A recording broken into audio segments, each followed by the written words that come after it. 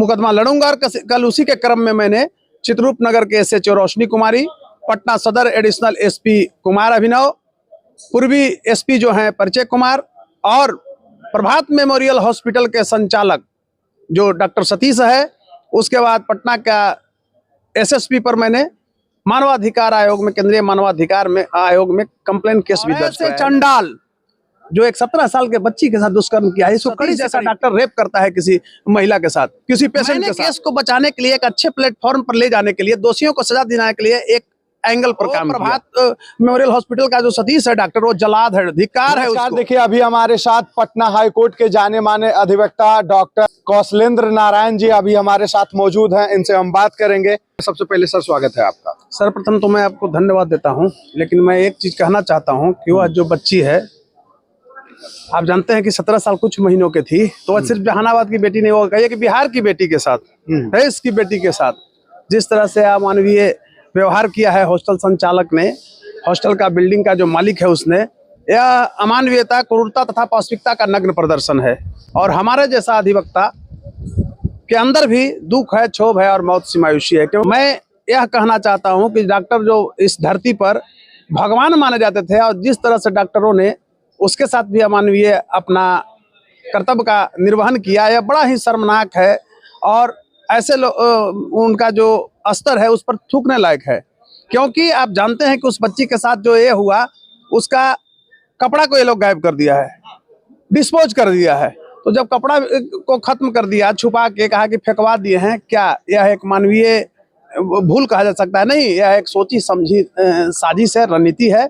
और उस लड़की के साथ जो रेप हुआ है, उस रेप के खिलाफ हम निःशुल्क, आपको पता है कि मैंने घोषणा किया है, किसी भी प्लेटफॉर्म पर मुकदमा लड़ूंगा। और कल उसी के क्रम में मैंने चित्ररूप नगर के SHO रोशनी कुमारी, पटना सदर एडिशनल SP कुमार अभिनव, पूर्वी SP जो हैं परिचय कुमार और प्रभात मेमोरियल हॉस्पिटल के संचालक जो डॉक्टर सतीश है, उसके बाद पटना का SSP पर मैंने मानवाधिकार आयोग में, केंद्रीय मानवाधिकार में आयोग में कंप्लेंट केस भी दर्ज कराया है। मेरा एक प्लेटफॉर्म वहां से शुरुआत हुआ। और आपको ये पता होनी चाहिए कि सर्वप्रथम उस घटना के बारे में मैंने ही आप लोग जैसे मीडिया के बीच में बोला था कि यह आत्महत्या नहीं और एक प्रायोजित हत्या है, उसके साथ दुष्कर्म हुआ है, उससे इनकार नहीं किया जा सकता है। लेकिन आप ये बताइए कि क्या एक पुलिसकर्मी हो सकता है, वो डॉक्टर भी हो सकता है क्या?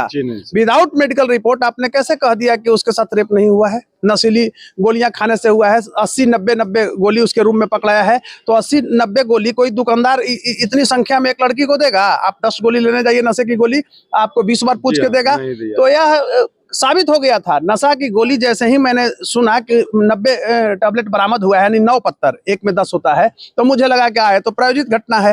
तो प्रायोजित ये जो रूप था हत्या का, तो इसके लिए जो दोषी है, एक और नया बात उभर कर आया है कि वो मनीष रंजन, आप देखने में भी लगता है किस तरह से, तो मनीष रंजन 4-5 साल में इतना अकूट संपत्ति बनाया।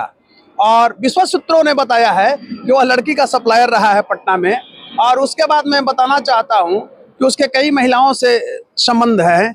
और जो 2nd और 3rd फ्लोर है उस हॉस्टल का, उसमें बंगाल की लड़कियां रहती थी। पुलिस ये क्यों नहीं जांच कर रही है कि उसका सब डिटेल ले, आईडी लेके कहाँ की लड़की उस ऊपर रहती थी 1st और 2nd फ्लोर पर? सर, ये बिहार के लोग कहते हैं कि इसमें कहीं ना कहीं बड़े बड़े वो सफेद पोशों का भी हाथ है। इसके लिए जो है ना पुलिस ढंग से काम कर पा रही है और ना ही उस परिवार को पूरी उम्मीद है कि उनको इंसाफ मिले। देखिए, मैं एक चीज कहना चाहता हूँ कि पटना का इतना ईमानदार सीनियर SP और बिहार का DGP इतना ईमानदार, अभी ADGP भी कुंदन कृष्ण पर कोई आरोप नहीं है, ईमानदारी पर कोई शक नहीं करता है, कई बार मैंने बोला है, वैसा लोग के लिए यह घटना चुनौती हो गया। देखिए, कनीय पदाधिकारी SHO और एडिशनल SP ने मिसलीड किया सीनियर SP को, वो तो साक्ष्य वहीं से ना आता है। तो उसने कहा कि नहीं भाई, इसमें नशा से हुआ है, तो उसने वो पब्लिकली बोल दिए।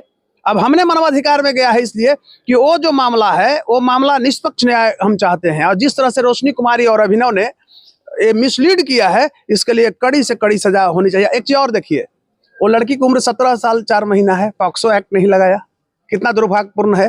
तो पॉक्सो नहीं लगाना यह दर्शाता है कि उसके साथ वो मिली हुई थी SHO। एक चीज और आता है कि वो नीलम अग्रवाल के बारे में कहा जाता है कि नीलम अग्रवाल जो थी वो हॉस्टल की संचालिका थी।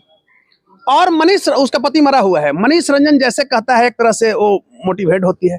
नीलम को गिरफ्तार किया गया है, पुलिस ले गई है वहां पूछताछ के लिए, 5 मिनट में छोड़ दिया है। बताइए, 24 घंटा डिटेन करने का पुलिस का राइट है, अधिकार है, तो उसने अपने कर्तव्यों का निर्वहन क्यों नहीं किया? ड्यूटी है उसका, तो क्यों नहीं निर्वहन किया? तो ये सब घटना जो उभर कर आ रही थी, ये सब जो दृश्य आ रहा था, यह साबित हो रहा था कि वो लड़की के साथ रेप हुआ है, और हमारे समझ से लगता है कि गैंग रेप है। सर, एक और मामला आ रहा है कि जो एसआईटी टीम का गठन किया गया है, उस टीम के साथ कहीं ना कहीं एसएचओ रोशनी कुमारी भी देखने को मिल रहे हैं। ऐसे में लोग ये सवाल कर रहे हैं कि क्या एसआईटी टीम भी निष्पक्ष तरीके से काम नहीं कर पाएगी? देखिए, रोशनी कुमारी और कुमार अभिनव भी हैं, एडिशनल जो वहाँ का सुप्रिटेंडेंट ऑफ पुलिस है, एसपी। तो इन्हीं चीजों को जब मैंने देखा तब ना मानवाधिकार में फिर मैंने कंप्लेन किया। अभी देखिए, ये नहीं कह सकते हैं कि एसआईटी क्या करेगी क्या नहीं करेगी। मैंने केस को बचाने के लिए, एक अच्छे प्लेटफॉर्म पर ले जाने के लिए, दोषियों को सजा दिलाने के लिए एक एंगल पर काम किया। मैंने एनएचआरसी में गया। अब क्या है कि एसआईटी का इंतजार तो करना पड़ेगा, क्योंकि पूरे बिहार नहीं देश का निगाह टिका हुआ है। तो हम अभी इंतजार करते हैं, आगे की रणनीति देखा जाएगा क्या होता है। लेकिन एक चीज जरूर मैं कहूंगा, आप लोगों के माध्यम से आम जनमानस के बीच में, उस लड़की के साथ गैंग रेप हुआ है, और इसका मनीष का भूमिका उसमें 100% है, चाहे गैंग रेप करने में या करवाने में। तो कड़ी से कड़ी सजा। वो देखने में ही जिस तरह से, देखिए एक चीज वो बोला, जब उसको पुलिस वहां पर गई है, मीडिया कर्मी आप लोग गए हैं, तो आप बोलता है कि मैं तो यहाँ नहीं था, मैं तो देहरादून में था, हम किराए पर किसी को देखिए वो चालाकी किया है। वो बैक डेट में स्टाम्प लेके चाहा है कि हम ये करवा देंगे, किसी को एग्रीमेंट बना देंगे, सजा कम जाएगा। वो जान नहीं रहा था कि ये तो रेप हो जाएगा, उभर जाएगा। वो तो डॉक्टर के मैनेज कर लिया था। वो प्रभात मेमोरियल हॉस्पिटल का जो सतीश है डॉक्टर, वो जलाद है, धिक्कार है उसको। उसके घर में भी बेटी बहन होगा। जिस तरह से कपड़ा को उसने गायब किया है, मोटी रकम लेकर के गायब किया है। एक इसने मेडिकल साइंस में सारे इस तरह के केसेस में सारे चीज को सुरक्षित रखना है, सुरक्षित नहीं रखा उसने, कहीं ना कहीं उसको छुपाए हुए है। तो कड़ी से कड़ी उसको भी सजा मिलना चाहिए। वो डॉक्टर नहीं, दानव है। वो कितने को बेटी, ऐसे ही डॉक्टर रेप करता है ओटी में, सुने हैं ना कि गया और रेप कर रहा है। तो ऐसा ही डॉक्टर, सतीश जैसा डॉक्टर रेप करता है किसी महिला के साथ, किसी पेशेंट के साथ, तो उस रेपिस्ट को भी गिरफ्तार होनी चाहिए। पुलिस वाले तो भाई लॉ को चैलेंज कर रहे हैं। Supremacy of law can not be challenge by anyone, it's above the नस। लेकिन ये कहता है कि हम तो उससे भी ऊपर का चीज है। जब एसआईटी का गठन हुआ है तो दोनों को दूर रहना चाहिए। दूसरी तरफ एक चीज आप देखिए कि अगर मोनार्की होता, लिबर्टी होता, अगर हमारे देश में राजतंत्र का रूप होता, तो पत्थर मार करके इसको मुआ देता या सरकलम करता। लेकिन हमारे यहाँ जुडिशरी सिस्टम है, डेमोक्रेटिकल स्ट्रक्चर है। तो डेमोक्रेटिकल स्ट्रक्चर में हम पुलिस पर और न्यायपालिका पर भरोसा रखते हैं। पुलिस गलती करती है तो उसके लिए न्यायपालिका है।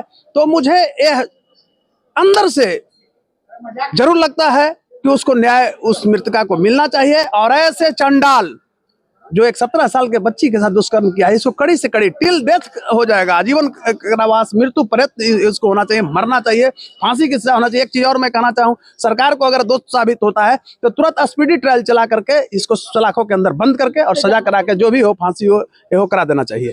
तो देखिए, ये थे हमारे साथ पटना हाई कोर्ट के जाने माने एडवोकेट डॉक्टर कौशलेंद्र नारायण जी, जिनके द्वारा जो है वो जहानाबाद जो गायत्री के साथ पटना गर्ल्स हॉस्टल में जो है दुष्कर्म करके उसे मौत के घाट उतार दिया गया था, उसका जो केस है वो बिना किसी फीस के जो है वो लड़ रहे हैं। और इन्होंने अपने सोशल मीडिया के माध्यम से ये लोगों से वायदा भी किया है कि ये आखिरी सांस तक लड़ेंगे और उन तमाम लोगों को सलाखों तक पहुंचाएंगे जिन लोगों की इसमें जो है संलिप्तता है। बाकी आपका क्या विचार है, ये आप कमेंट बॉक्स में कमेंट कीजिएगा। और इसी तरह के अपडेट के लिए आप देखते रहें बदलो बिहार। मैं हूं आपके साथ गुलशन कुमार, लेता हूं विदा। जय हिंद, जय बिहार।